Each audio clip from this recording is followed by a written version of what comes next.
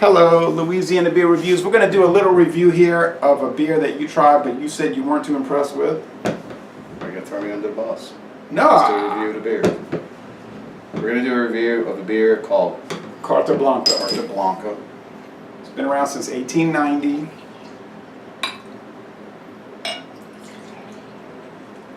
Look, I'm the same way. You call it like you see it. We're not here to... But I didn't review this with you. I just tasted it. You just tasted it at your house, yeah, I know. Quite possibly had some beers before it, so. Right, so it could have been tainted a little bit.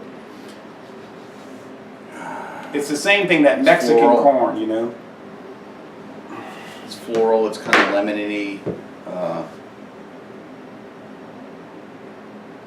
You're not really getting that corn sweetness that you would get from the American beers. There's a big difference between the American beers and the Mexican beers. It is so big. The Mexican beers, they don't have that sweet corn.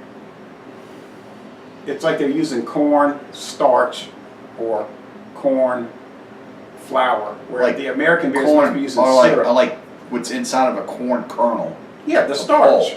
The starch. To the make pulp. it. You ever... Where it's got the starch, it's got the fiber, and it's got all those esters that are basically thrown away when you would juice something just to get the one little thing you want out of it. Okay, and I'm talking a little loud because I do that. If you go to a grocery store, you can buy the corn flour, Aunt Jemima or Quaker. But if you go down to the Mexican section, you can buy this Mexican corn flour that they buy to make tortillas. It does not taste the same as the American corn flour. No, it doesn't. It doesn't. As a matter of fact, you can go to Ideal Market and get a big stack of Mexican tortillas really cheap. Yeah. You can get like 20, 30, 40 of them for a couple bucks. I love Ideal Market. Well, Carta Blanca, you can get it in cans, but not too commonly. You can get the bottles around here pretty This is just kind of regular tasting when it comes to the Mexican beers. It's not as sweet. I still get the little floral, the citrus, slight sweetness, and there's that robustness of the corn starch. You can almost taste it. It's there. Yeah, and it's another one of these companies that got bought out by Cuauhtémoc Montezuma. Like, used to have 20 different Mexican beer companies, and then one by one they started getting bought out. Tecate, Dos Equis, Sol, you've heard of Sol.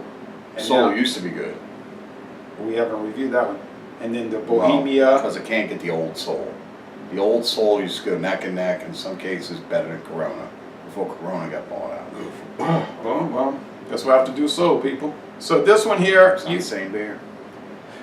I have no knowledge to that effect. Even changed the label and bottle size. Yeah, it's a smaller bottle now. Smaller bottle. Which I wasn't pleased Right. to see. But this, you can see Bohemia, you can see Carta Blanca at many Mexican restaurants. You probably noticed that. They carry it. Oh yeah, it's just like their Dixie, their Bud Light, their, you know. But the difference between those American beers names I just kind of threw out there and this one is that this one's got complexity. This one tastes good. You can actually taste the raw ingredients that go into this beer. The American beers, they're just like this sweet punch. You know, there's a bitter punch, and there's just a little water that brings them down. Yeah, and before we rate it, I want to say one more thing. You ever notice when you take that last swig on beers, that's where the difference sort of kicks in? Like when you take the last swig on this, the complexity you're talking about starts to come into play a little more. Mm-hmm. And I noticed that. It's almost the mouthfeel. It's almost like a raw tortilla. After you bite into like a fajita minus all the spices and meats and all that. Just like a plain tortilla? Yeah, you just kind of get that plain tortilla going on with it. So you said you had drunk a few beers before that initial tasting, and you think that might have tainted it, you thought? perhaps because they were a little bigger, robust flavor, more cornness to them. So how would you score it now on the second tasting? Give it a B. B, good. So I'll say that B. It's not my favorite Mexican beer, but I do like it, and I like the Rouse's quart bottles that you can get for about $2.35. To me, that's a good value. We still have to do the Sol, which we're going to talk about that off air. There's some more to that story. And then we got to do the Tecate, which I would like to do. The Tecate, if I can say it right, the Tecate Light. Yeah. All right. Did I the better? Now, so, oh well, there's so many, you know, it's like endless. You can just keep reviewing everything. All right, so thanks for watching this video production. We're saying it's good, not great.